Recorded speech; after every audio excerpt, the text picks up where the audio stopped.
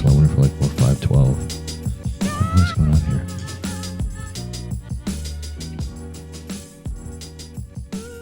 Okay. This is kind of cool. We can just cut this whenever we want to.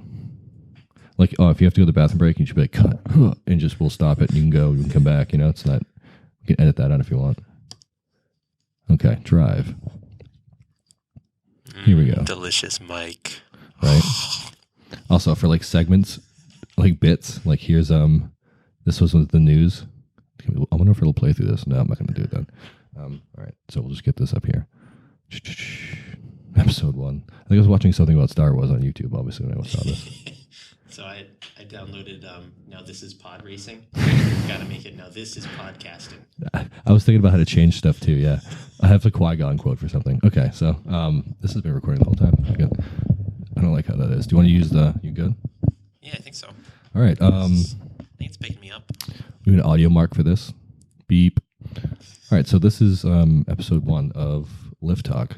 We're going to start off basically introducing ourselves and basically doing a background of why actually we're doing this and for what purpose, or I'll start off. My name is Ed. My background with bikes is I biked as a kid, like everybody does, on crappy BMX bikes. Crappy mountain bikes. We didn't have anything cool when I was a kid. Stopped for a while when I got cars and school and everything like that, and recently have come back to it over the past couple of years, and really has kind of just taken to it. I love it now. It's taking over. Like everything else, it kind of invades your life with every hobby. So that's kind of my thing. I'm not like the most technically inclined yet, I don't think, but hopefully I can learn and kind of go progress with it. So I don't know who we're going to have rotating in, but today we have Riley. So, hey, Riley. Hi, Ed. Long-time listener. First-time caller. First-time caller, yeah. First-time caller. I started back in my wee days riding to and from work on an old Trek. And was it like a 920 or an 8, something like that? It was a 6000. Trek 6000. Trek 6000. Zero suspension. It had a little bit of suspension. Those Rock Shocks up front with like the yeah, I think it was a Judy. The stanchion covers. It was a Judy. Yeah, those things are sweet. I wish they would come back. Beautiful. Yeah. And you're a bike mechanic, right? Yeah. Yeah. How long have you been doing that for?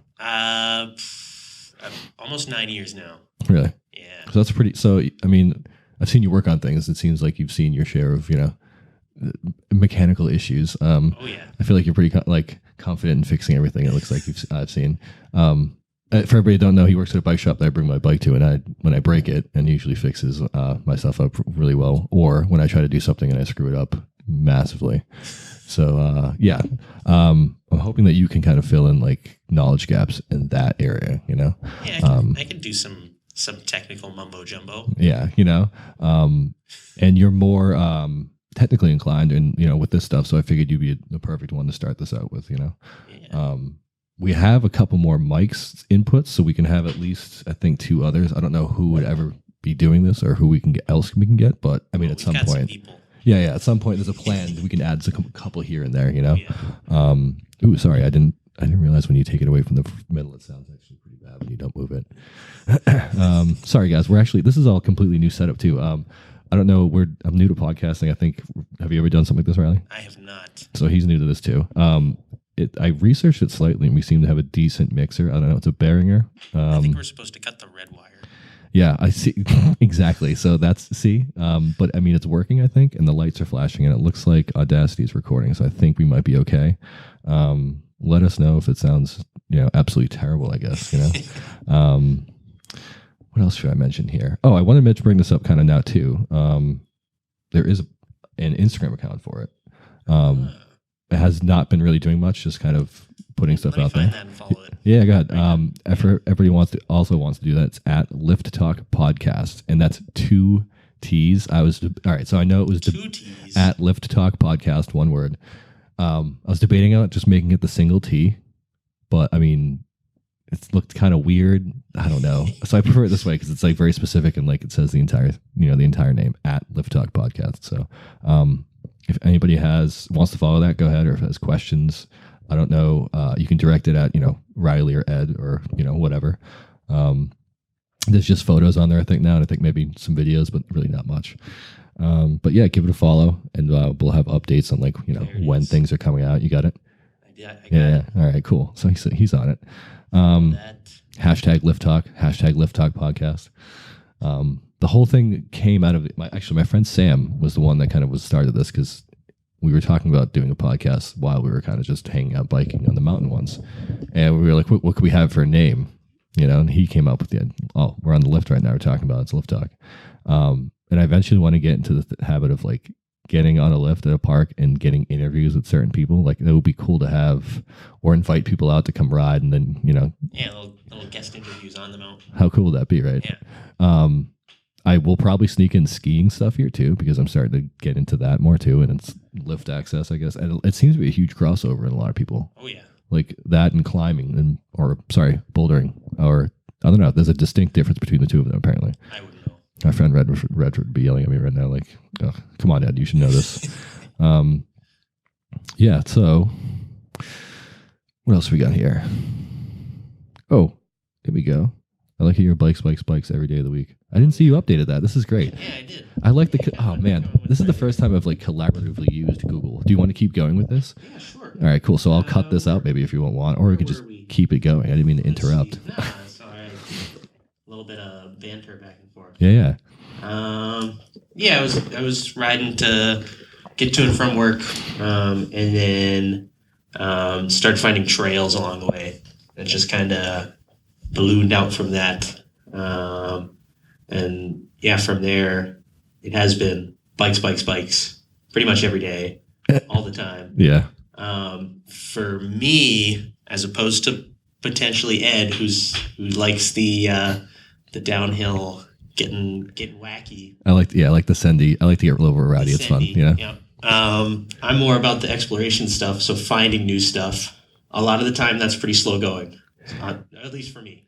You know what? I'll give you that. Like, your adventuring, backpacking stuff is, top notch. I will, however, say that for like an XC style stuff too, this dude's fast. I don't, there's some modesty there, but I mean, I couldn't keep up when I tried, like, out here in the woods. Mediocre. Yeah. So medium well. It's compared to me. I guess maybe I'm lagging behind. But yeah, his. What do you have now for a bike pack? What did you just take on that trip? On the big bike packing trip, I have a Salsa Fargo all loaded up. Yeah, and that thing was to the gills, literally. That must have been a 50-pound ride after all that, right? Yep. It makes the actual mountain biking part a little difficult with all that weight. Yeah. Did you use like a rolly, like a better rolling tire, or specific tires, or what? Yeah, I run. I actually found the Vittoria tires that I've got on there roll pretty good and are grippy enough for that kind of bike. Yeah. And they don't, they're a harder rubber compound, so they don't wear out quite as quick. Been hearing a lot more about Vittoria. You like them as tires? Interestingly enough, not on the mountain bike. Really? The reasons that I like it on the touring bike are kind of why I don't like it on the mountain bike. Okay. So it's not, so those reasons basically would be counterproductive on a mountain bike, but they're perfectly suited for what that. Yeah, for me anyway. That's my take on it. Yeah. Also, you've also had the Terravales on there on your other bikes, and you've been in love with those, huh? Those have been awesome. And they look sweet. Yeah, for everybody out there, it's like they're skin walls like that he's got. And I'm so like tempted to put them on my Salsa just because to see how it looks, hopefully I can get into more of a bike packing adventuring thing, because that's kind of how I started out. Like when I was a kid too, like I just wanted to get out and go fishing in spots, and we needed the bikes to get out there, So yeah, we're trying to get myself onto like a Journeyman or something I can maybe convert, or what is it, like maybe a Cutthroat or something like that. Yeah, we can start stringing together some really long rides. Yeah, that sounds really awesome. Yeah, all sorts of little single track sections. We've got the Bay Circuit Trail nearby, like ET style, like and they're out in the woods, deep in the woods. Yes. What did you just get? Something that you got a new? Is that another bike packing bike? You crazy? Yeah. What is that? That's the Salsa Warbird that I've got now. That's technically their like cyclocross or gravel bike. Yeah, I love how you do technically. You said technically, because even that there's a very blurred line. I'll do whatever with it. I mean, you've seen there are videos out there of people riding Whistler on bikes like that. So that's a little. All right, so I'm all for like testing yourself, but that just seems like my heroes. I have to hear, like, yeah, I guess that's like a spirit animal, like just go rowdy on anything, Oh yeah. But also, there's some sort of level of maybe stupidity. I don't know. Yes, absolutely. But I guess maybe that's a That's why requirement. we're here. It's a requirement, right? That's Yeah. why we're here. So that's a good point. All right. Oh, I wanted to bring this up too.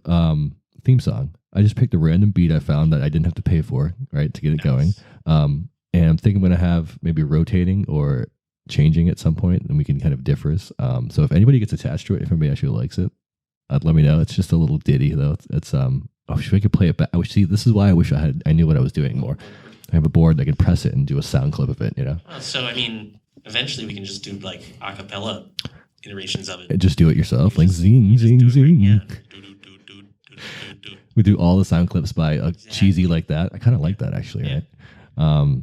If anybody out there is listening, anybody actually listens to this and knows how to actually get like a mixer board set up. Like I've seen stuff with an iPad, like an old iPad as an input, and there's apps for it. But I don't have an iPad yet. Maybe I'll get an old crappy POS one somewhere and try it out. Or someone who just wants to come on and do. Oh, just have somebody do background noise? That'd be sweet. Here's the news, you know, like super old timey. And we're gonna try to have like segments on here. Maybe not all the time, but you know, it's regularly. Like I want to do like maybe some industry news. What else? Like this segment I was thinking about, like called "What's Up." What's up with the, people who we're in with, and we can talk about. So actually, we can cut to that now. Actually, I guess I can add that in too. This is gonna be fun after the processing, right? Yeah, it is. This might be interesting. All right, so we're gonna go the news. Really? Really? Okay, do you hear what he just said? Do you hear what he just said, why don't you for once in your life just do the f***ing news? Alright, no. I'm gonna do the f***ing news. No, here is the f***ing news. Cut to that. All right, so I heard about something about 2 weeks back, and it was kind of like mystifying to me because all the hate for e-bikes, it's not hate, I guess. It's more of like a divided. People either love it or they hate it, But the Enduro World Series announced they're launching an e-bike World Series, the EWSE for 2020. I'm in. I don't know. Because you have how many mile sections between? Like it could be vary when you're climbing up to come back down. Is it just going to make the courses longer? I don't know what the effect of it's going to have. Like, did you get what I'm saying? Like, it's probably going to be tougher, but you're also pulling a 60-pound bike too, Yeah. My biggest concern with things like this is that in general, when a thing becomes a race, whether it's cycling or running or whatever you might like to do, the racing organization makes it less fun. It takes the fun out of it. Yeah, it kills Taking it. a fun thing and putting rules on it. Yeah, so you're not. I mean, sometimes it works, but other times people get a little over the top with it. Go too far. So you've raced though. You're a fan of racing in general? Yeah. Yeah. Yeah. It's just not like there's some racing organizations that I won't mention that I'm not a huge fan of. we'll keep that to ourselves. You probably know who you are, I'm guessing, right? Yes. I get that point of view. I think it would be cool to try. Like, have you tried e-bikes, right? You mount Yes. EMTBs. Yeah. Did you have to take a second battery pack with you? Like, It depends. Like if you're doing most of the ranges on them are say like 50 miles or so. Yeah. It's like an average, which is pretty darn good. Yeah. If you're doing any longer than that, that's a long day. Yeah. But yeah, a lot of them now you can tack on a second battery pack too. I'm guessing that a lot of these EWS ones they will kind of start beefing up the mileage a little bit. Yeah. With e-bikes included. You probably have to beef up the frames on those, I think, too. Oh yeah. The added weight. Also, what about like all I could think of is like wrecking that thing somewhere and like OTBing and then having like a lithium ion battery fire in your face. Like, how horrible would that be? Or like it burns up right there in the That trail. would be bad. Yeah, so. As far as I know, none of the California wildfires have been blamed on that. Yet, um, as far as I know.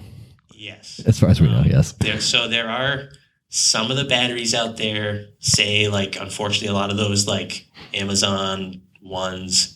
The random foreign batteries, maybe? Yeah. Mystery batteries. They can catch fire. A lot of the mainstream ones are pretty darn smart. They have a lot of like heat protection modes and overcapacity protection modes, and they are all pretty darn intelligent as far as the actual battery is concerned. Pretty good. Yeah. You could overheat that thing or chuck it off a bridge, and I don't think they would explode unless you like put it in a literal fire. So basically, stay away from cheap, crappy e-bikes that have questionable parts and sources. Yeah, just don't leave them plugged in overnight. I feel like that should be general knowledge at this point, right? Unless it's maybe like you think, right? Says the police chief of fire, who's like, yeah, we have so many fires from that, right? All right. So I'm down for the e-bike World Series, Enduro World Series. I don't know. I just want to see people going fast, and if you can go faster downhill on them, I'm down for it. I'm all for it. Yeah. Oh, yeah. I don't think that's another interesting thing with the e-bikes is I don't think the speed downhill is going to change much. I think people that can go downhill fast on a downhill bike are going to go the same speed downhill on an e-bike. Like give basically like Guy Atherton like an e-bike versus a regular bike, and he's probably just going to rip no matter what. About the same speed, yeah. Just because it's coming down to they're all so fast at that point that it comes more down to their like technical skills than actual like being able to pure accelerate. Speed and just brute force everything and jump everything. Yeah, that's actually a really good point. Actually comes in is the climbing, of course, and some of the flatter stuff. You know, actually, now that you say that, it brings up a good point. I wonder if the added weight, it is lower center of gravity usually in the bike. So, but would that affect dramatically handling, you think? Like, say, compared to a lighter, thinner, more agile bike that you can pick up a very faster line, like a much quicker back and forth, So that could be actually, I could see a detriment going down when the speed is not really the limiting factor. Yeah, absolutely. I think it does depend upon the course too. Like if you have a course that requires you to be lifting up the bike a lot, then yeah, that added battery is going to be a pain. You're basically going to need to be the Incredible Hulk after like the 30th mile, basically. Yes. This is going to be brutal. Even with an e-bike, you'd probably be tired. Yeah. That beats you up like you would not believe. What else do we have here? I had a couple things here. Another thing here that I thought was kind of cool is the Pink Bike drivetrains. The basically inboard drivetrains. Instead of a derailleur and like a set, you have like a machine gearbox in the bottom bracket, taking over for that. It's supposed to be less weight. Shifting or load is supposed to be extremely good. I want to try one. It's probably going to be years before we see anything that's like that. Just due to the fact that it's probably $1 billion now. Yeah, I think Pinion is probably the most well-known Pinion, yeah. gearbox. Yeah. And they've been around for a while.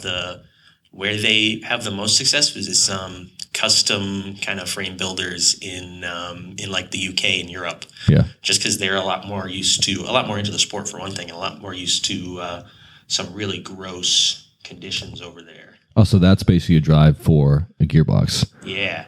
Having it all contained. Because if anyone here has ridden through mud, I mean, you know how that derailleur doesn't like that. It just clogs it completely up. Yeah. So I mean, that's something that what I was reading about that spurring this was this company Zeroed. They have developing a new how to pronounce it? Katipo gearbox for a 29 now. Katipo. And that's their gearbox 29er. And I read about it on Pink Bike, actually, of all places. Oddly enough, there also seems to be a 27.5 version of it, too. But, I mean, I'm looking at this here now. I thought that was a dork disc at first. I was like, are you kidding me? It just looks like there's basically almost chain rings front and back, just like a direct drive, and like an idler pulley setup on the bottom, like basically take up chain slack. It looks incredibly light. Like there's a very small amount of parts, Looks incredibly small. It just looks like a regular drivetrain without the rear mech derailleur on it at all, or a tiny, tiny, tiny cassette, like a single speed cassette almost, And at the end of the day, they're the same technology that's going into those internal drive hubs, which have been around for a long time. Now, is this similar to the one you have? It's a similar idea, yeah. Yeah. But you use a belt drive on yours, and yours is encased back here. It seems. It looks like the shift cassette is still here, but the shifting is in the rear. Yes. Okay. Yeah. And yeah, when you do the gearbox internally, like near the bottom bracket, like on the Zero that it's talking about. Yeah. You definitely get a lot more. Like the weight is a lot more centralized because those hubs are heavy. Yeah, that's a good point too. I forgot about that. I mean, and look how the bottom bracket's actually extremely high still. Because you have looks like a smaller chainring up front, Yeah, that one's pretty impressive. A lot of them in the past, and this has always been one of the big problems with gearboxes, is first of all, you have to design a custom frame for it. You can't just put it on any bike. There's not like a retro kit. You can goes into a You BB need a fitting. spot for that thing. That's a lot of internal mechanisms that you need to chuck into that frame there. So it's probably limited to like a. You would think a larger manufacturer, more R&D, but I guess they're a smaller bike company, boutique maybe. Yeah. Yep. I don't even know the MSRP on this. It's probably the more than like a used car I can look at. So Yeah. It's. I'm guessing it's carbon. Yes. Yeah, but I mean it's gorgeous too. I love the way that's the frame is set up too. Let's see, 140 trail. Oh, so you could basically, there's two setups here: 140 trail, 160 enduro fronts, or 140 to 170 fork travel as well. Yeah, I would love to drive something like that and see how it performs. I don't think it's probably going to be in my future anytime soon, unfortunately. Yeah, I would love to see those internal drive units like that make a bit more of a scene. I do think with e-bikes, actually, kind of going back to that, e-bikes have a pretty similar mounting mechanism for all their mid-drive units. Okay. So I feel like eventually we're going to kind of see them kind of dovetail Into that. into a more similar mounting style where you can have one or the other. And that would be really cool. And I'm sure that like the people at Bosch and Shimano are even working on kind of integrating the two. So having a motor drive unit that also has gears in it, because that would be incredible. That's the best of both worlds. I mean, basically you can, so with that you have you can do e-shifting, you can do everything from a single controller up front, I'm thinking, right? And it's basically a automatic gearbox in a car almost, I mean, some people would not like automatic gearbox. Or it's like a DSG, It's still a very controversial thing, but I think the actual technology of it and the progression of it is awesome to think about. Like it opens up a lot of possibilities. I think we're basically extremely close to a point where we're going to have, it's not really a motorized, but I guess, the possibility of, you have an e-bike, but you have ABS brakes, you have a mid-drive gear setup with e-shifting with an electronic option to, I think that's probably going to become a lot quicker than people think, I think I saw Shimano filed a patent for ABS brakes the other day, actually. I did see that. You saw that too, right? Yeah. And actually, did you see those sensors that were listed on the patent? No. Inertial like a ton of stuff. Like I guess maybe you can use slowing down or speeding up to affect how that works. But it looked super interesting, so we're probably going to see that soon, right? It looked like it was limited to cruisers for now, but the application looked like it transferred over basically to all bikes. I will say there have been like quote unquote progress in braking systems in the past that have not turned out well. We've done something like that, right? Yeah, mostly with like all the old V brakes and cantilever brakes. Well, I mean, you're starting out with those, what sounds absolutely terrible to try to do that with. Yes. Like, it wasn't there a company that vibrated the pads while you press them or something like that? Yep. Yeah, there are a bunch of different little takes on it. Some that were more successful than others, but none of them were great. They all sucked, by the way. I think we're kind of at a point with technology and bikes where companies can kind of feel free to, like, we've figured out materials in a pretty good way. We figured out the basics of braking and shifting and figured that all out. And now we can kind of get a little more creative with it and try to push things along a little more. It's a very elegant way of saying that we're not that dumb anymore as a species. We figured out some bits, the dumb parts. So we've gotten bicycles in general to a darn good point. Now we're kind of just, it's those marginal gains, but being able to improve the entire system is pretty cool. Pretty cool possibilities coming up, I think. And all the manufacturing materials we're using has basically been ridiculous lately. We're at like you said, we're at a precipice point where it's going to start making some insane bikes for cheap too. Like, I mean, entry level stuff is getting really good now too. Yeah. Imagine entry level bikes that are made of carbon, maybe. I don't know. Yeah. Or cheaper. Oh, I don't know how the tariffs are affecting that either. That's another questionable thing. I don't know. That's really dependent on that too, because I think that I just was reading that somebody had gotten a waiver. Yeah, some companies. A bunch of companies actually. I want to say it was State Bicycle. Yeah. Started out. They were the only company that thought enough to kind of send the government an email and say, "Hey, we don't want to pay this money. Please." Yeah. Okay. Thanks. We don't. They were granted a reprieve, and a few other companies. Oh, cool. Hopped on board with that. Fortunately for all involved, the reprieves don't apply to just that one company. They apply across the board. Oh, industry-wide. So for instance, like I want to say State Bicycle applied for single speed bikes or maybe steel frames or something, and that applied to every product like that across the board that was being imported. Oh. So every company benefited from that. And then from there, it was just different companies taking their other products, trying to get a reprieve on those. So for instance, I saw Parley get a reprieve on their carbon frames, and that's going to affect pretty much across the board people's import on those kind of products. And pricing is, I mean, you think if there's no extra tax, I'm guessing you're getting a cheaper kit, right?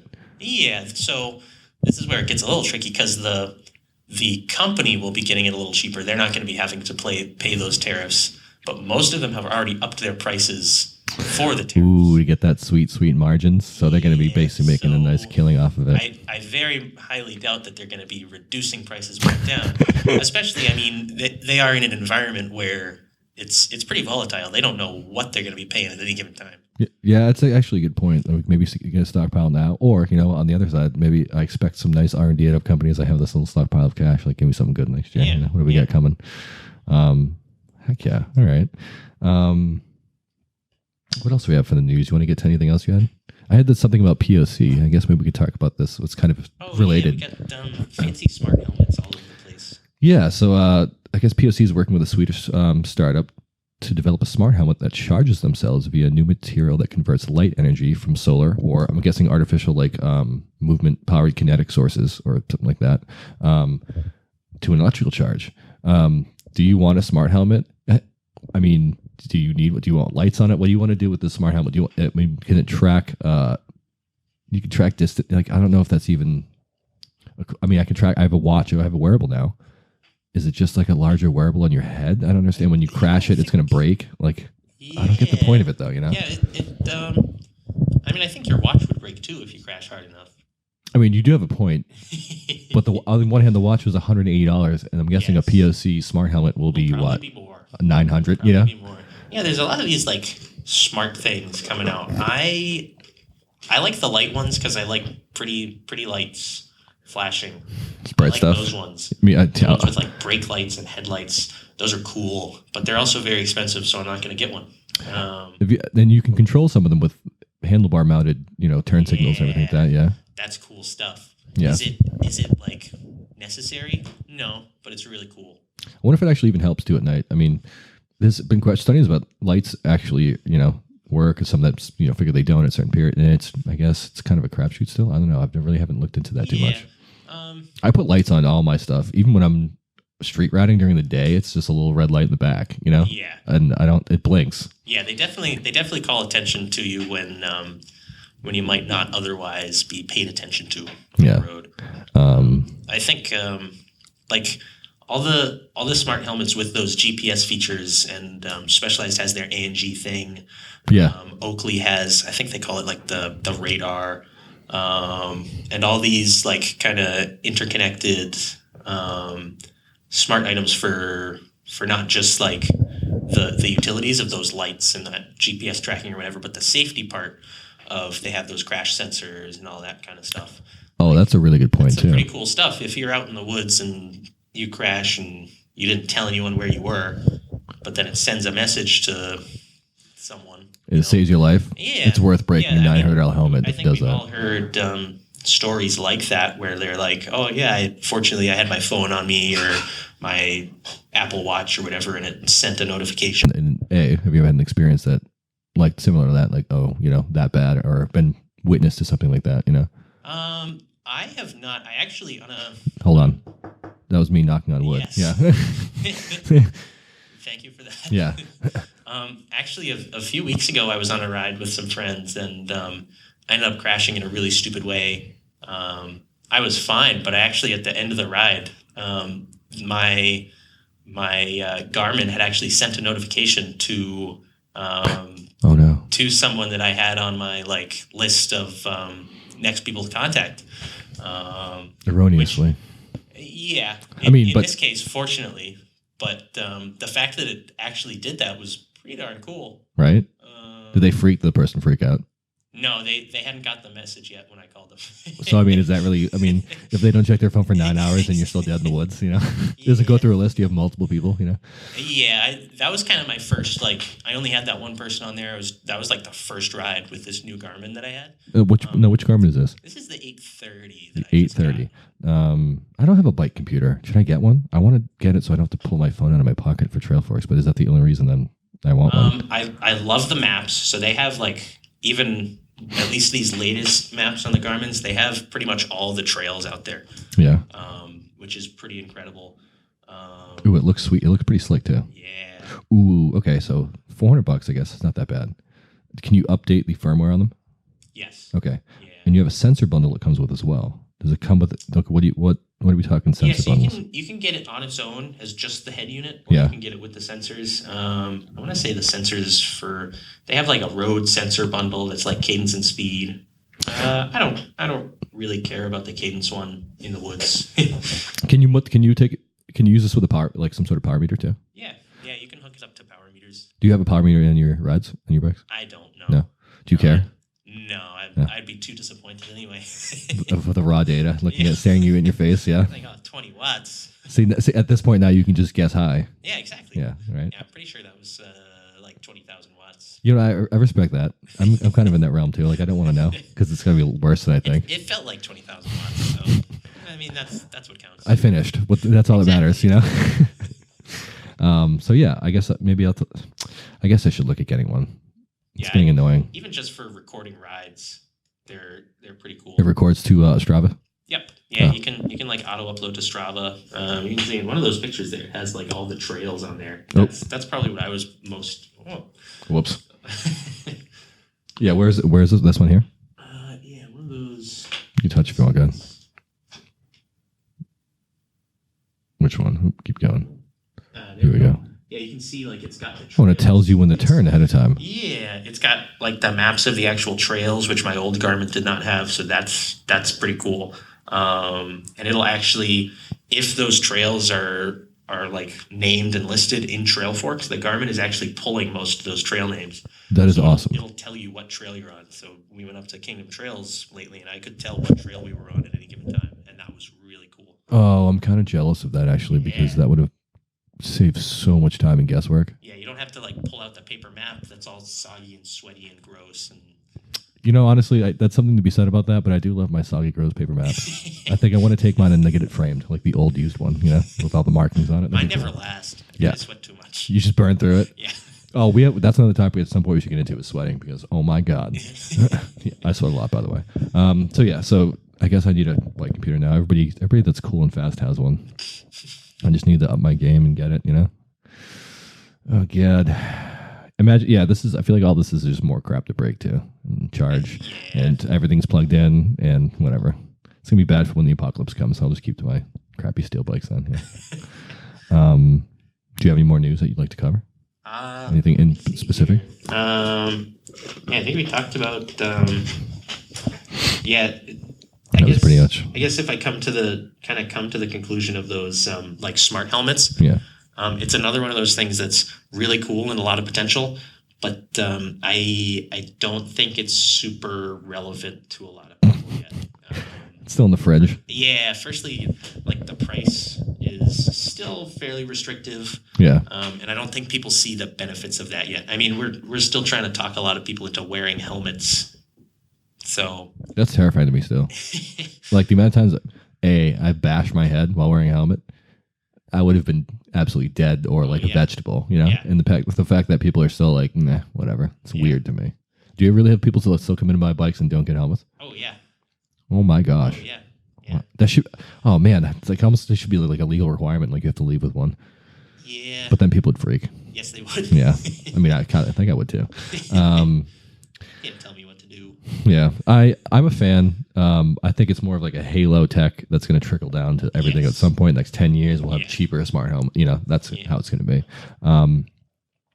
With recording your crash statistics, how much G-forces you just subjected your brain to, and how much percent CTE you just added to your brain, which might be interesting. See what you're looking at later in life. Think about too. You can pack a lot more sensors onto that. So, say you have a Garmin or a Wahoo or something, and you can kind of connect it to your helmet. you can get all sorts of different metrics. Maybe it's measuring your heart rate from there. Maybe it's measuring. Interesting. Maybe you're measuring brain waves or something. I don't know. How much can we get? Oh man, we should quantify a stoke level by looking at brain scans as you're riding. you go. Maybe there's a Steve's factor somewhere in the factor. the amygdala, whatever. What's it called? Yeah, I don't know my brain's pieces. Sorry, guys. Well, and then the logical next step is the specialized Angie brain control device. No, specialized fans and lovers, and they're gonna love that one, I guess, and all the haters too, right? It's probably gonna be super expensive, and people are gonna hate on it still. It might be awesome. I love the name. It sounds like a weird, like a robot made Angie. Yeah, I think that was the point. It's like Siri? Cortana or Siri. Yeah. Angie. Yeah, it's like it's Who your friend. comes up with these It's your names? friend. They all happen to be women, which is not super encouraging. It's weird, right? I mean, are you gonna have like a bike, a smart helmet? Have like Steve. Yeah, like Bill. Yeah. That's super unappealing. It's maybe aggressive. I don't know. Maybe it's like he's not approachable. I guess. Yeah. Soft voice. People are intimidated by it. Yeah, I would change my voice, helmets. my smart helmet voice to British too. Why not? Or you can get custom helmets, like custom, audio actors. Ooh. James Earl Jones speaking in your helmet. Oh yeah. You have crashed. No, you get Obi-Wan Force Ghost. The Force Ghost voice version only, though. Yeah. Yes. Post.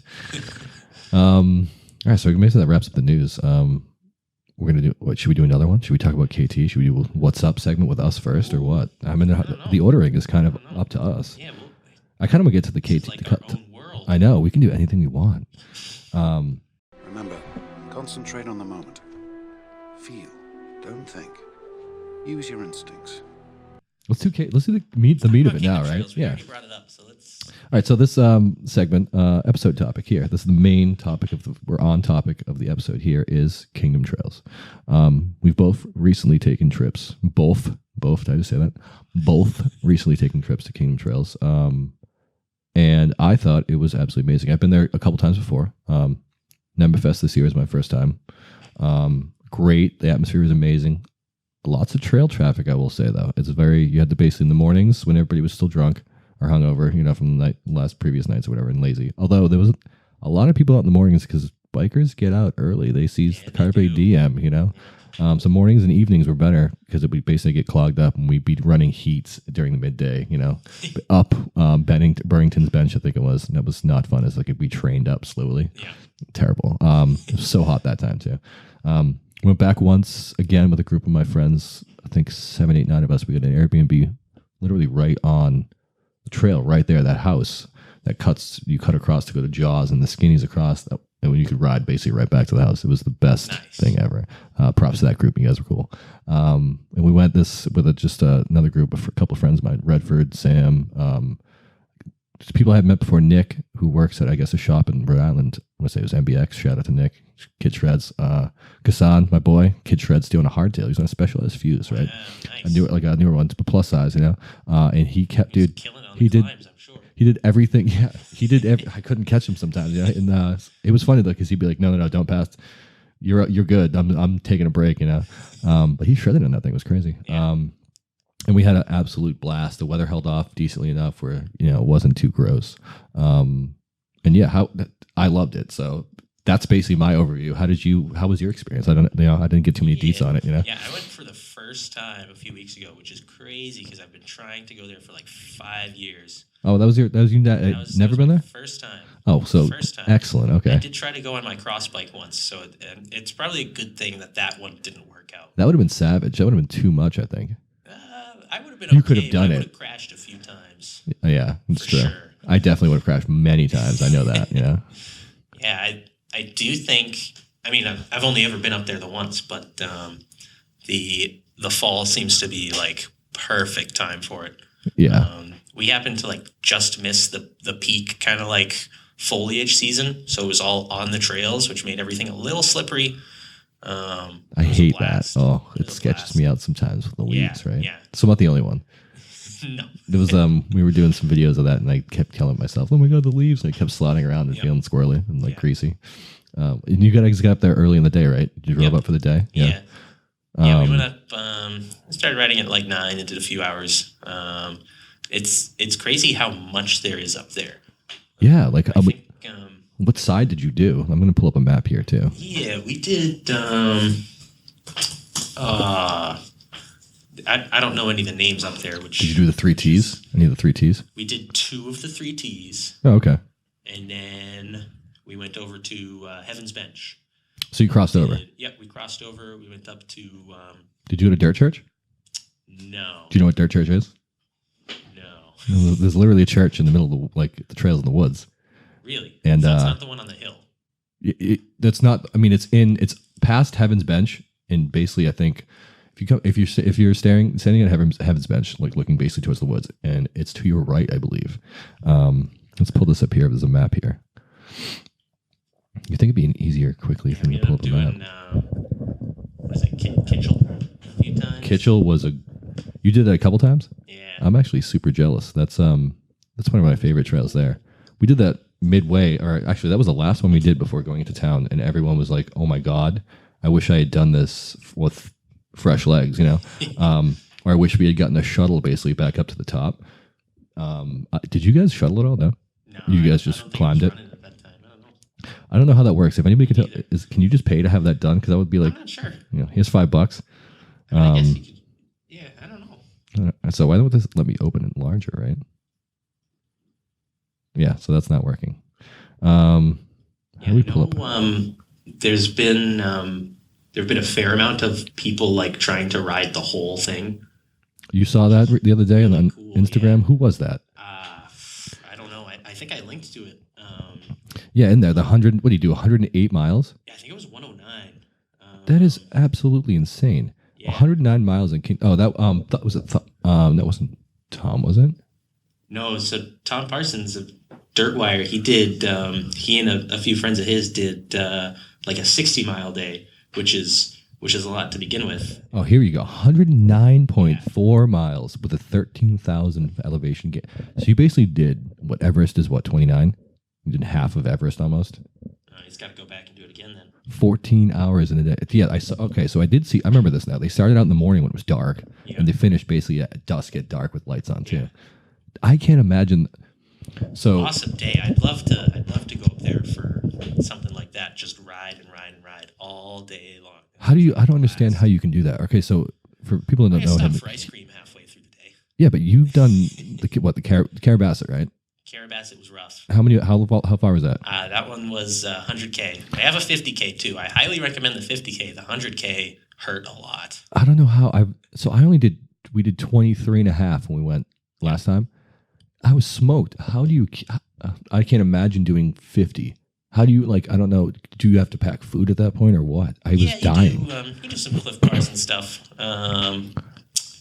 Most of those like event style rides, they have a bunch of aid stations and stuff. So you get pretty well fed throughout the day. The food troughs. You just stick your head in and you just eat. M&Ms.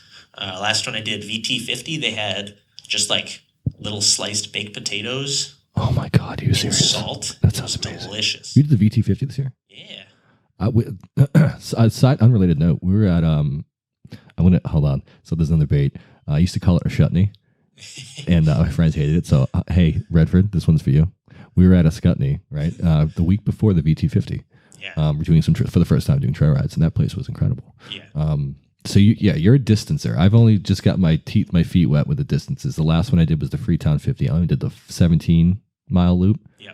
And I was feeling okay after that. And then that's why, spurned, let's do a little bit more at Kingdom. Yeah, do a little more. And then I died. I obviously didn't eat well, I think, the night before properly. I should have fueled up for it.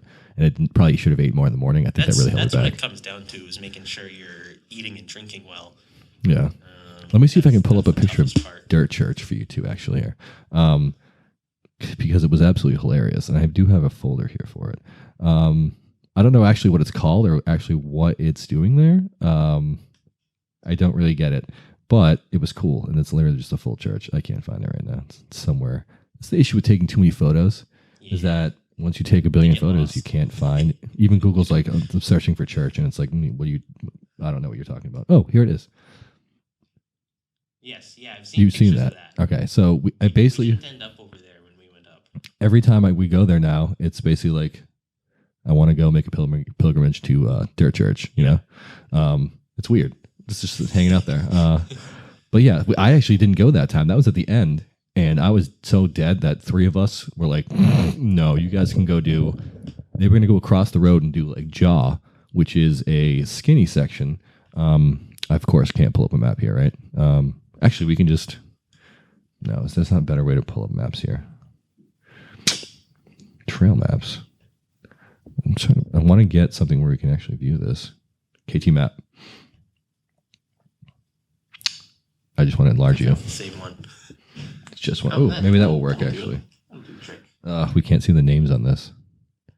This is a learning experience, Ed. Get your stuff organized beforehand. Save all your images to something. I guess maybe they want us to pay for this. Is that it? That sounds about right. I wish I'd brought my actual paper map. That would have been cool. This one's 2,000 by 1,850. Let's see if I can just zoom here. Yes. Oh, maybe this might work slightly. Okay, cool. So, we started actually out back. We stayed on a condo near Burke Mountain, right? And we started out back and did basically, let's see. It was a section here called Moose Alley.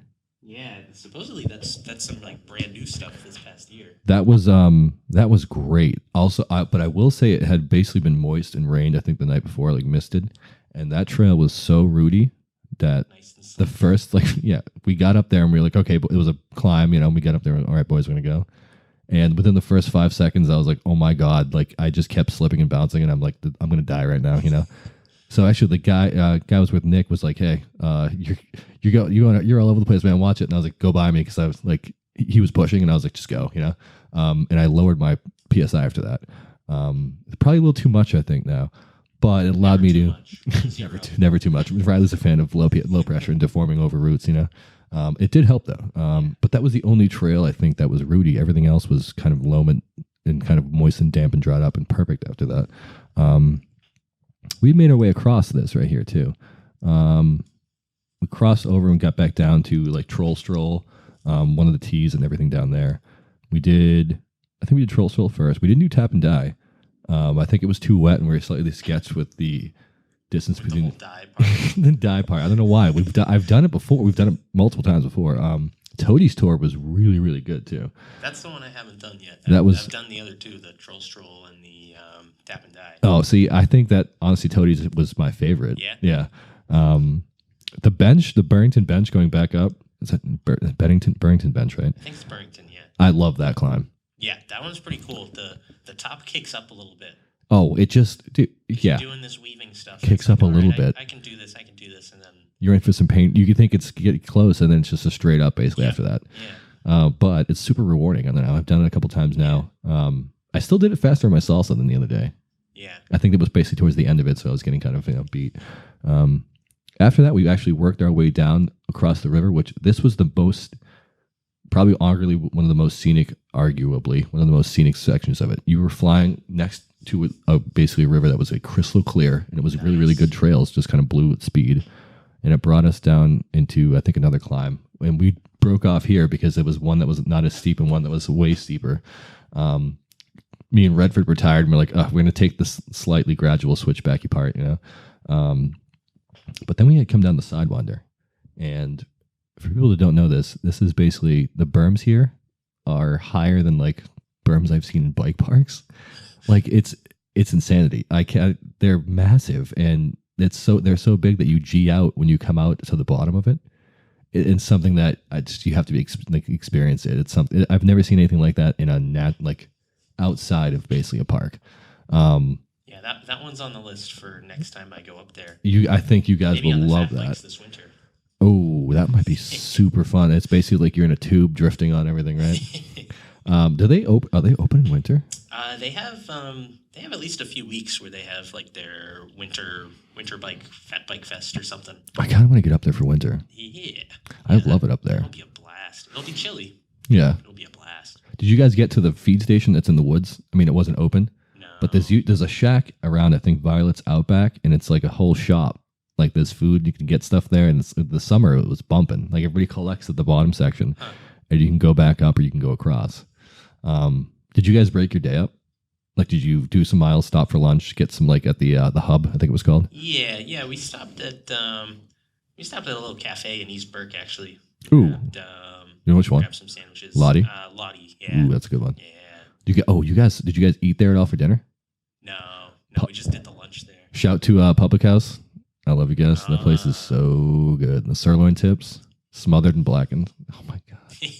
After a long ride, it kept me alive. Official Ed Joy recommendation for your dinners. Get out there, try it. Was it Right now. the maple old fashioned? If some of you are into drinking, or maybe a glass after a ride, highly recommended. Also, Speaking of maple, I think we've neglected mentioning the oh, most important part of the Kingdom Trails trip: making maple. making maple. Oh, if you guys don't know who this is, there's an older gentleman that sits out front of the visitor area. I think it was a visitor center area. Yeah, I think he might move around a little bit. I mean, I would too, right? And when it's nice out, I didn't see him when it was terrible, crappy out, but it got Makes nice sense. one day and he came out, right? And what does he have to peruse? Ooh. Well, I mean, there's a classic maple apple cider, which is obviously phenomenal. Yeah. That's if you want a nice hot drink. Yes, He's got all these little maple candies. the candies are my absolute Yeah. the bags of them. You were saying you were going to take a bag and use them as like trail food, right? I just literally was eating them as I was going, Yeah. Yeah, instead why of not? instead of goo blocks, let's go natural. I don't know how bad or how good they were, how much sugar or how much calories I took, but I definitely needed it, and it definitely kept me going. You had the cider. I had a sample of the cider. I had the cider, and then I also sampled the lemonade, Yes, which was also delicious. The day I was up there, it was a little too chilly for lemonade, so I went with the cider. But that maple lemonade, it's killer, right? amazing. Yeah, my friend had I think Redford bought maple cream to add to his coffees. Yep. I was like, that's actually genius. I always get shots of the syrup too, like the small little shot. He has small Yeah. containers. Yeah. I always get 4 or 5, and literally sometimes just shoot it. And they're like, "What are you just drinking syrup?" And I was like, "That's amazing." Yeah, why not? Don't judge me. I'm an adult. I can do what I want. But that was a great break too. And he actually he remembered me. He was like, "Oh, you came back and you brought friends." I'm like, "That was months ago, old man. How do you remember that? I can't remember Got anything a that long." photographic memory. Yeah, that's so it's secret. Shout out to Making Maple. The guys with I think Oh, it's yeah. Chris.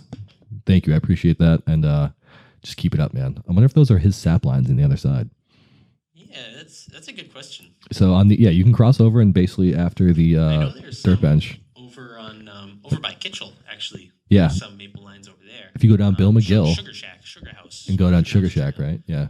Yeah. So you guys went down that way too. Yeah, we were over there a little bit. This section is a really nice area too. They make a loop that comes down this way. That's actually really cool to do too. Oh, down like John Knob, and you guys took Sugar Hill all the way through here. I'm guessing brought you all the way up to what?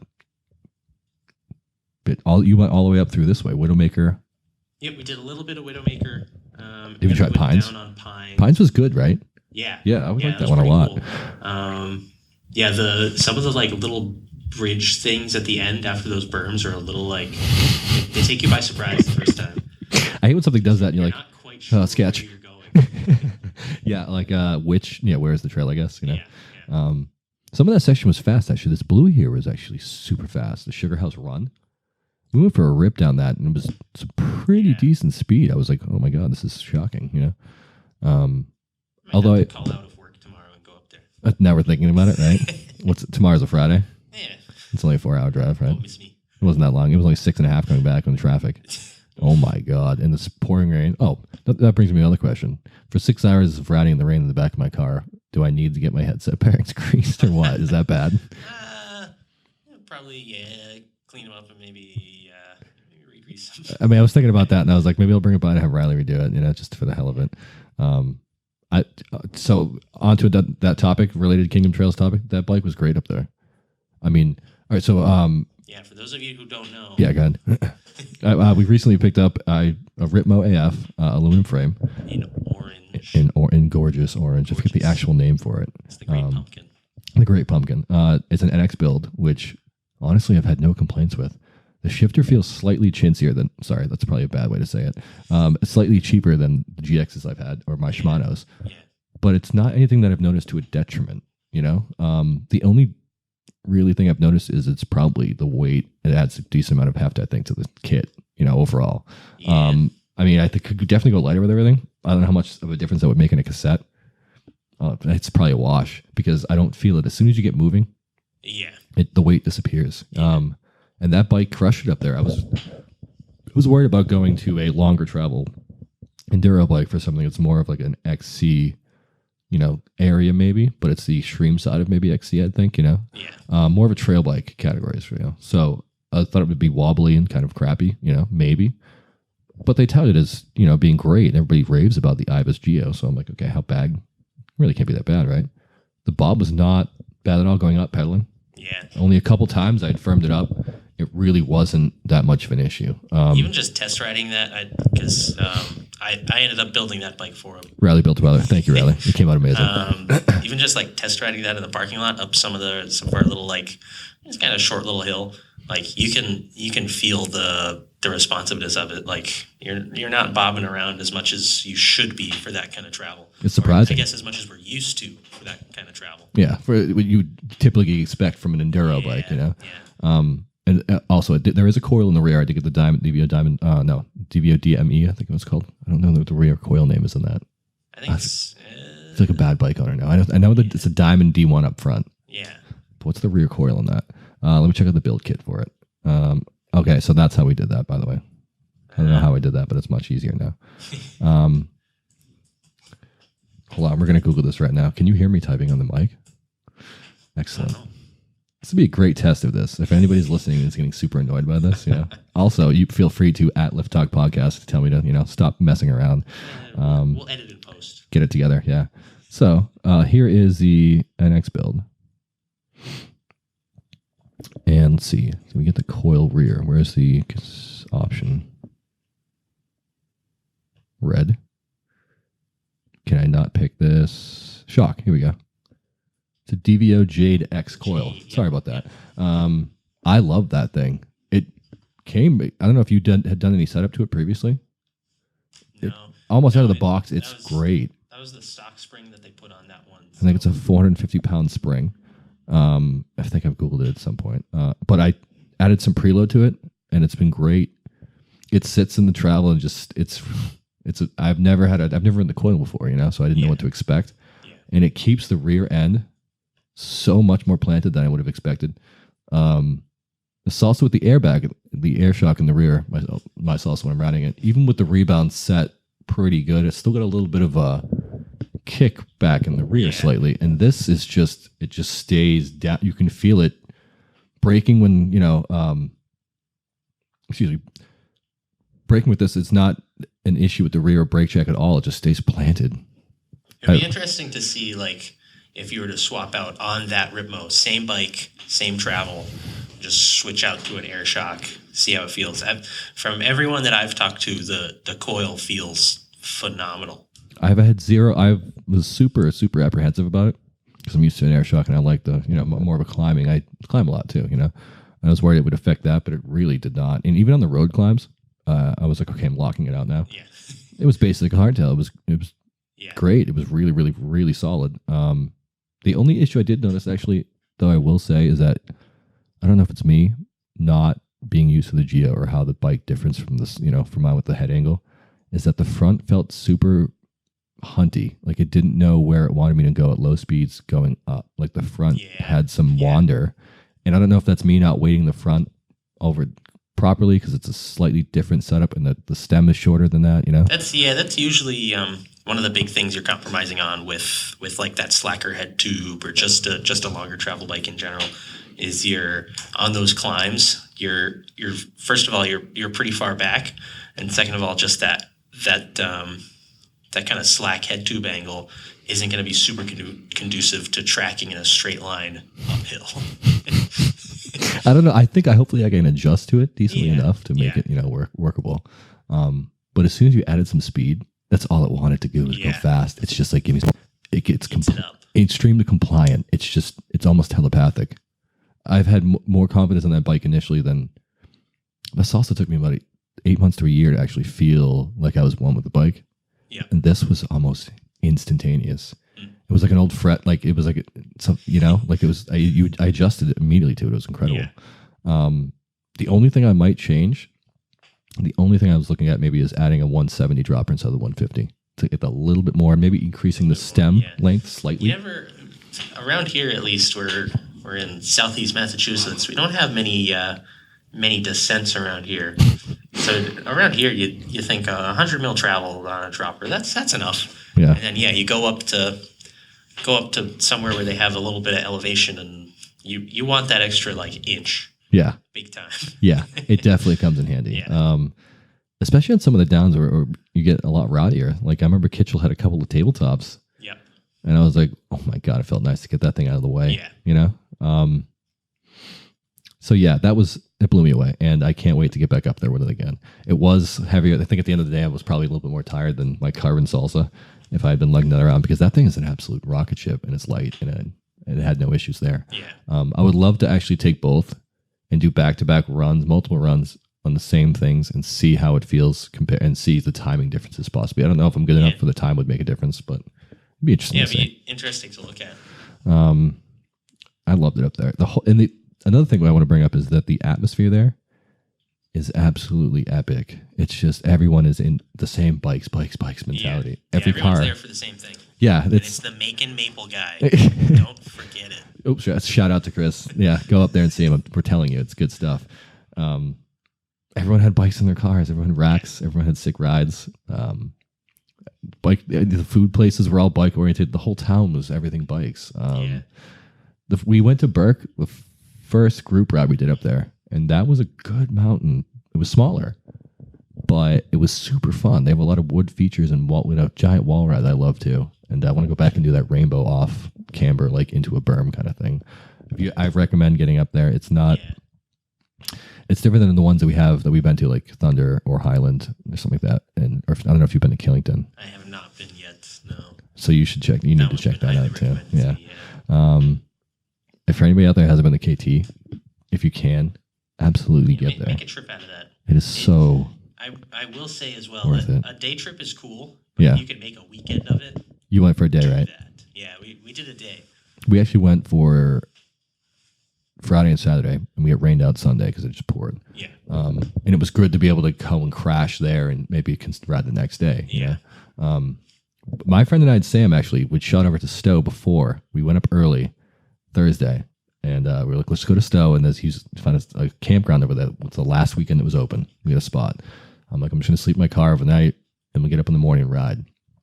And he directed me to this place he'd ridden the day before called Katy Hill State Forest, I think it was. And that place absolutely blew me away. We're going to get off topic here for a second, but I mean, it'll tie it back in because we actually went to KT after. But that place was insane for like a just trail system in the woods. It's cool how there's so many of these little systems popping up too that are like taking inspiration from all these places that have been around for a long time. Even what is it? Loon Mountain is getting their own like downhill stuff. I've heard about that too. From the Highland guys.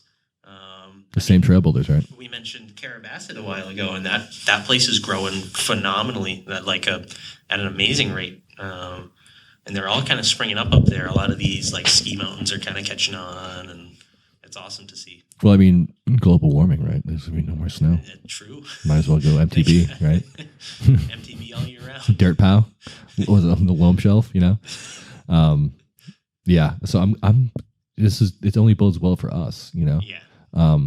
Whoever maintains those trails up there, thank you. I don't know if it's VMBA or who does that, but whoever does that trail, I appreciate it. It's really, really good. We took another, what was it? Florence was one, and Bear, the out trail, were probably two of my favorite ones. And we weren't there long. It was only like an hour ride before we got in the car and went over to KT. Yeah. But it was such a different experience and very similar, like kind of trail riding. Mm-hmm. I highly recommend that place too. That was great too. That was a great day to actually do it there, then go KT, do some skills park, and then do some trails in it. Yeah. The skills park at KT is actually kind of fun too. Yeah, their little pump track. And they have like a They've little got- jump yeah. line too, you know? Yeah. I like the dual slalom. We raced that. That is fun. I wish that more places had that. Yeah, that one's one of those disciplines that has never really been big. Yeah. It's super fun to do with your friends. Like Yeah. Burke had a dual slalom kind of track. Yeah. And we were doing kind of like little heats, and it was super fun, you know. Yeah. But beyond that, I don't see it being super like No, it's popular. It's not the most practical of bicycling disciplines. Yeah, You need You need to take really good care of a track. You need to sit around and wait for a bunch of people to do it one at a time. So, I mean, I guess 2 at a time. Yeah. Dual slalom. It was good. Dual keyword there, right? Dual. I absolutely recommend staying there overnight. Yeah, by the way, at yeah, KT, absolutely. that's the way to go. Make a weekend out of it. The other thing we were talking about, not to get too far off the we're already off. the whole We're lift derailed. Yeah. and mountain bike side of things, but we're bring up the gravel bikes too, because there's a lot Yeah. of dirt roads up there. That would be a blast. You must have been salivating, huh? A little bit. Yeah. A little bit. All the dirt roads everywhere. Like I could ride that for Oh, hours. yeah. Yeah. Every time I go up north like that, it's just looking off into the woods. There's So- some double track there. There's a dirt road there. Somebody actually told me that was up there local when we were at Ascutney the second time. It was night. We did a quick climb up the switchbacks and down just for, at the nighttime. And he said to look up like the Vermont E911 maps, right? So I don't know. I forget his name. Nice, super nice guy and his girlfriend were there talking to us, and he was a local. He's like, check those maps out because a lot of they have to. He's like, Vermont is anal, I guess, about getting their stuff mapped out for trails for emergencies, right? Which makes absolute sense, So that every time you build or add a trail, you have to Everything is submit. mapped on there. You have to submit it to them. So I took a look at it and zoomed in. There is a ton of hidden stuff on there that Yeah. looks amazing. He keyed me into another ride near Ascutney that's on the other side of something else, and it looks just as epic as any of the rides over there. Yeah. And so that's a little pro tip, is that the E911 maps in Vermont might be able to kind of fill in a lot of space. It might be show you a lot more gravel roads you can kind of take a look at. That's the issue, though. Vermont's amazing, but it's so far away, and it's Yeah. November Yeah, now. For us, it's tough to get to. Let's just crowdsource a house. Get like 30 MTB like lovers. We get a decent sized house, and we'll all Do a timeshare. timeshare it. Is all right. Anyone out there interested in timeshare? Starting, you get the week that no one can go up. Yeah, how's that? That's what you get. If you're interested, The week of the worst weather. it's gonna be rainy. Bring a You get the jacket, other weeks. and we'll get all the sunny stuff. Actually, you know what? I don't even care. I'll go up in the winter. I'll go up in the fall. I'm down. Yeah, if you guys want to pitch in at Lift Talk Podcast, hook it up. We'll get a Venmo going. Get some donations. How does that work on a Patreon? I don't know. I don't know. We don't have a Patreon yet. What do we need one? You can't do podcasts on Patreon, right? We're not doing videos yet. Maybe. I don't know. I don't know anything. Well, about I think this is going, right? I don't know if I have to press this right. Let's take a look. Is a battery in it? Battery's dead. You gotta be kidding me. Well, that happens. Well, next time we'll have video of us talking into mics. I can't believe I just did that, right? Well, actually, that's typical. Oh, well. All right. But yeah, maybe we can do something like that. We'll do videos at some point. The editing it's time consuming, dude. Like I've took some, also, Well, that's why you stream. yeah, that's why you stream it, right? It's right there and it's done, Chuck it up there, whatever. I screwed up last time where I was recording the opposite sessions I wanted, and it was actually super a bummer. That's classic. Yeah. So let's go back to KT at some point. I'm going to quit my job and just go bum out there and live there Yeah. forever. Yeah, let's do it. Bye, guys. Bye, life. See ya. Bye, responsibilities. See you all. All right. So let's get to another segment here. I called this one, "What's Up?" or "What's Going On with You?" What's up? What flavor coffee is that? Up dog? What's that? I don't know. Nothing. What's up with you? Huh? No. What I mean by this is, what's up with you now? What are you up to? What are you getting into bike related? Do you have any things you're looking forward to, or what? And I figured we have a nice amount of guests maybe that can come in and start talking and filling out this section. Might be kind of cool, but we'll see. I guess we can always get rid of it. So what are you up to now? Yeah. What are you up? What's up, man? What's up with you? As far as the biking stuff goes, definitely looking at the winter and getting the fat bike out. Yeah. That's going to be fun because we've got. I'm looking at that Kingdom Trails Winterfest stuff. That looks like a blast. Was there another one you were telling me, like Winter Apocalypse? Winter Woolly. Winter Woolly. Winter Woolly is at Highland. Highland. They open up the downhill trails for a day. So when you have a Surly as your fat bike? Yeah, Surly ice cream truck. Shout out to Sam, by the way, who also has a Surly ice cream truck that he's trying to sell me, but it's a size medium. Delicious. Sorry, Sam, it's too small. I don't even think it was his. He was trying to sell it for somebody else too. It was kind of funny. You son of a bitch, Sam. Yeah. I kind of want to do that. I kind of want a fat bike. Bikes, and I've been scoping out places around here too, that are a little. The trick with the fat biking, especially when the snow gets really deep and you get really, really snowed in, is to find a place that's well traveled enough, but not too well traveled. So you need people to be packing it down, but you don't want people walking around in it when it's mushy. So maybe something like Massasoit, but it might be too much foot traffic. Massasoit is probably too much foot traffic. So there's like, Okay. you find some like double track areas, maybe some bogs and stuff around the area. Like a truck has gone down or something. Yeah, Pressed it slightly. you get a little bit of traffic on it to pack it down, and then hopefully no one else once it gets packed down. Is it fun? Yes, Yeah. yes, Okay. because you have no control. See, that's right up my alley. Terrifying with no control. I'm in. It's really that slidey. It can be, yeah. Excellent. Yeah. It's awesome. There's something about, I mean, first of all, you get, your picturesque, like the fresh snowfall and it's all quiet and all that. And then you get, like, you look back and you see just your trail into the fresh snow. That's pretty cool.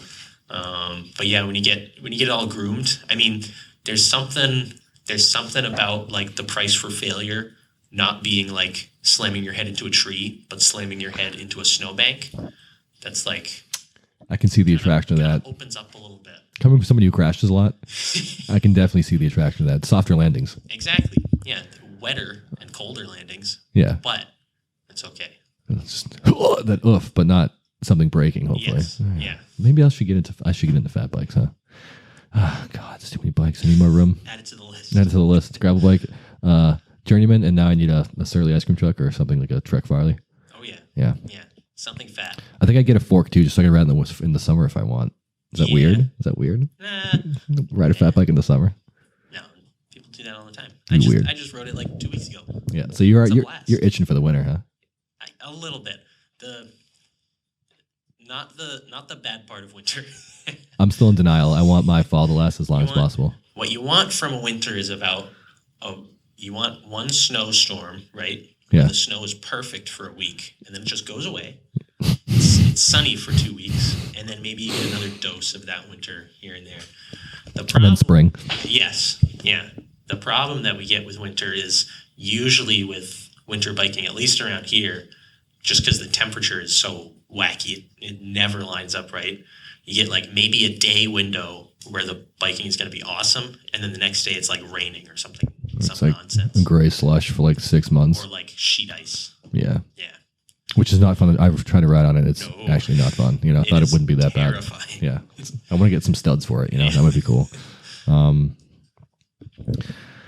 right. What else are you up to? Anything?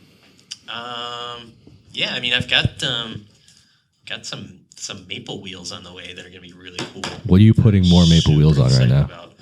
That's actually on my new like Salsa Warbird cross bike. You're going to go light with that? Is that carbon? That's carbon, yeah. So you're going to lighten everything up. I'm going to try to go like all race mode with it. Now, what color on that's white? Yeah, that's a cream. It's a white bike. Yeah. A little bit of accents here and there. I've got a nice white carbon stem on there. Ooh, I saw that. I saw films of that, and I was like drooling the other day. I'm going to do wheels. There might be some custom paint involved. Some white decals on there. To be detailed later. To be continued. Yeah. Interesting. I can't wait to see that. Actually, Yeah. I like the little custom touches you have in yours too. Oh yeah. It's gonna be sweet. Try to make it distinguishable. So when someone steals it, you can track them down. It's definitely mine, buddy. It's carved my initials in this. Nobody has this. I'm looking at my first set, maybe in the spring. I'm going to put some on the salsa. I'm going to trash, not trash them, obviously, but I'm going to beat them over the winter in the salsa, and I think get some maples in the spring. Yeah. Although hopefully by then they make a wider one. Maple, if you're listening, can you make a 35 millimeter rim, please? I would appreciate it. Thank you. I don't really want to go smaller, I guess. I kind of like my 2.5 wide WTs, Yeah. So, Wide rims are the future. but we'll see. I mean, we'll see. Because apparently you can use smaller ones, and it's probably fine. I don't know. Yeah. We'll see when it comes. Maple. Shout out to Maple Wheels. They're amazing. Yeah. I've been drooling over them for a while. With a nice anodized hydro hub or something Carbon like is that. cool with a K. I think it's lighter. It spins up nice too. Yeah. What am I up to lately? Playing bikes. Yeah. Recently just bought a Ripmo we talked about. Ripmo AF aluminum frame. And I've just kind of getting to the point now where I'm just getting familiar with it. Like we took it up to KT. I've taken it to Thunder. I took it to Killington. Shredded everything. Handled everything. Incredibly. It got so jumpy. It was so fun on that jump line at Gronk too. Oh my God. Yeah. We also then sent Hollywood. That was like Gronk on steroids, by the way. Yeah. I've never been more terrified than getting more air if a step up in my entire life. Like it was amazing though. But I really haven't done any trail riding outside of like KT. I want to do some trail riding around here in the basically home tracks of Massasoit, Swansea. And I want to see how that directly compares to the routes I'd taken. I also want to take it up to Duxbury at some point because I love it up there. Duxbury trip at some point. That's a hidden gem on here, I think. A lot of people don't give it respect, but I've been out there a couple times and it's super pretty sick, actually. I think. It's got some cool stuff. They throw in some good features. Yeah. It's one of those places that's low T cool, Like sometimes I do the same loops in Massasoit and I'm like, but you can mix it up there so much that it just makes it so awesome and varied, So I want to get out and do some trail riding on that. I was thinking about putting together another thing I was working on was maybe doing like damage stickers for your bike. We were talking about this earlier, like a color form kind of, so it's not like a permanent match, like a Band-Aid or stitches or an oopsie. Oopsie daisy, I like the flower idea, a little different, for scratches, because I recently got a scratch on my rib. Okay, so this is not my fault, by the way. Like nothing is ever my fault, right? I'm usually like I F this up pretty bad, but this was not me. I had gotten a slash in the sidewall at some point on a run down Hollywood, okay, by a weird landing. I boosted a jump and I came down and the thing just splatted, basically just squished and just got squirrely and I dumped completely off the side, right? So I'm just laying there and I caught the bike and I'm holding it basically. And my friend Redford's behind me, he just comes flying. I'm looking up on my back under the jump basically. And he comes flying over basically in midair, looks like he screams at me, "You okay?" as he's flying over me. It was the most surreal thing. And I'm like, "Yeah, I'm fine. Just keep going. I have CO2, So I got up and I aired up with my cartridge and it's just blowing out the tear. And I'm like, oh man, this is going to suck. So I basically just kind of moved it around and sloshed it around and then just put as much air as I could, as hard as pumped it up as much as I could. And then just went for rips, right? Yeah. And I was dumb because I was actually hitting them hard after that. And I was like, probably shouldn't have done. And it flattened out again, like halfway down. So I'm like, I got a couple more jumps, but that was trash at the end of the day. We actually got the plug but that was it. That was done. Yeah. But yeah, that was actually ridiculous on that bike. I could not get over that. If you've never done that, I get on something that's maybe a little bit more capable. More aggressive. Give it if that's your thing. Like I said, I might be a jumpy, sendy one. I'm like a moron. I don't think that's more of Riley's thing. I think Riley's more of a ripping the flow in tech trails. Yeah, I keep the wheels on the ground. I'm happy with that. Yeah. So long and short is I scratched my beautiful Ritmo. Emailed them for touch-up paint, and Chuck Ibis actually got back to me and he's like, "We don't even have that yet, so get me with me in a month." Not that it matters because it's just going to get slight corrosion of anything, but not really much because it's aluminum. Yeah. It's just bugging me. I put some clear protection over it now. It's not going to do, because I'm vain, I guess. But yeah, I want to get little stickers that cover little scratches like that. And I'm going to do like the old Batman sound effects, like the yoink, oof, like splat. Those would be good. Yeah, I think it'll look cool, But yeah, that's basically all I'm up to lately. And podcasting, trying to figure this out. Yeah, see how this goes. I think this sounds okay. I think Audacity's still recording, right? I hope so. Oh, I hope so. Yeah, that would have been so bad. And we got a good amount of material, I think. If anybody likes this, hit us up, follow us at Lift Talk Podcast. At some point, I think we'll probably do like maybe a separate account, like at Lift Talk Podcast _Riley or something. We'll break it down like that. Well, actually, I'll set up a Gmail account or an email account or something like that for us. Super easy to do. Maybe in the future, we were talking about we wanted to do a build stream for Ed's Rip. I think the timing didn't line up. Oh. But, can we do another one at some point? Yeah, we'll just take your bike and tear it all down. Actually, yeah, it's maintenance it, right? That's good, right? Or I guess I'll just have to buy a bike. Exactly. I'll have to buy a journeyman. Can we do that? Yeah. And build up a journeyman. Oh, we missed Eli's Deadwood build too. We did. That'd be cool. All right, so we should do that. Keep tabs on that. We'll be trying to figure out what to do with that. If we get a build stream, we'll announce it. And I think that'd be so cool to sit and do too, right? Yeah. Where could we do that? Was there a space? We should do it here. The library. I'm sure they love that, right? Oh, shout out to Lakeville Library for letting us use this quiet room. This is pretty good. I like this. This might be. When we go outside the quiet room, we'll see how loud we've actually been. Absolutely. If they hate us, give us weird looks. If they're squinting at me, yeah. I usually get that before people know me and after people know me too. So this was great, man. Thanks for coming out and doing this. This is the first time we've done this, and we decided just to go ahead and do it. Yeah, just give it a go. Give us a follow if you like it. We're going to release a couple of episodes all at once. So it'll be kind of a batch of content, and then we can give us a little bit more time to kind of make more. So this is it's now late October. It's October 31st. Yes. Wow. Sounds spooky. Spooky. Ooh. Put some Halloween sound effects in the beginning, right? And maybe, hopefully we can get a couple more of these done over the next 2 months and get them out maybe the first of the year. I'm hoping. I don't think that's probably doable because it's only 2 months and it should be. I'll give you some, we'll get some editing done and we'll get something out there. Still working on logos. I have a couple of running around. I'm trying to work with somebody I think is a couple graphic designers, but I haven't gotten anything that's going to be like I'm happy with yet. I want to get something on there and get shirts, super limited runs of shirts, stickers, bottles, something stupid like that, just to get, people want to buy it. And it's just going to go back in towards this, equipment, or if we want to go like a trip and do something, do reviews of a place or get out somewhere for gas, like it'll be basically for this. So I'm not looking to get like my face out there. I just want this to do well and have like a funded kind of way to go do stuff. How cool would that be? I mean, the jacuzzi would help too. Everybody loves the jacuzzi, right? Like, that sweet hot tub outside. That was another thing that they were, by the way, unrelated tangent, but our host at the condo told us that the hotel lets you do hot tubs for $5 just to go in and use the hot tub after. And we were actually right next to the hotel. We didn't do it yet. I don't know why we didn't do it. I don't know. Well, everybody was probably drinking too much or too tired. But you can go and get a $5 hot tub there. Wow. I highly recommend after a long day at KT. So I guess that's it, right? Yeah. For now. Play out the outro music. Do we have outro music yet? I think I have outro music yet. You're going to provide us with outro music? I'd like to thank anybody who actually listened to this. And I'd like to thank Riley for coming out and taking this time out of his day to come chit-chat.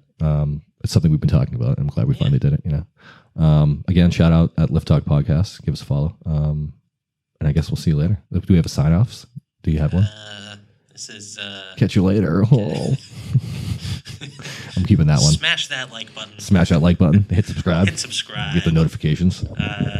Yeah. I don't think I'm getting that YouTube ad money yet, though, Monetize this. Monetize this. That means I have to edit my swears. Oh, no. All right, guys. We'll see you later. Have a good day.